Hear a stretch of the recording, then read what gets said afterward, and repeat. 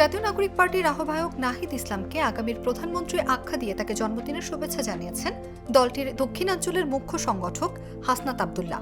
নাহিদ ইসলামের জন্মদিন উপলক্ষে সোমবার বিকেলে নিজের ভেরিফাইড ফেসবুক পেজে এক পোস্টে হাসনাত কথা বলেন।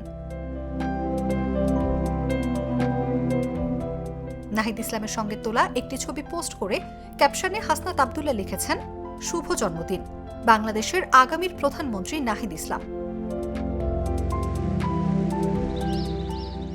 আওয়ামী লীগ সরকারের পতনের পর বৈষম্য বিরোধী ছাত্র জনতা আন্দোলনের অন্যতম প্রধান মুখ নাহিদ ইসলাম। তিনি অন্তর্বর্তী সরকারের ডাক, টেলিযোগাযোগ ও তথ্য প্রযুক্তি মন্ত্রণালয় এবং তথ্য ও সম্প্রচার মন্ত্রণালয়ের উপদেষ্টা হিসেবে দায়িত্ব পালন করেছেন। তবে জাতীয় নাগরিক পার্টিতে যোগদানের লক্ষ্যে গত 25শে ফেব্রুয়ারি তিনি উপদেষ্টার পদ ছাড়েন। নাহিদ ইসলামের জন্ম ঢাকায় 1998 সালে।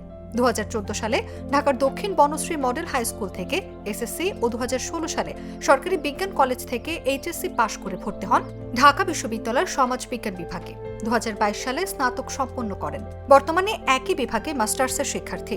পারিবারিক জীবনে তিনি বিবাহিত।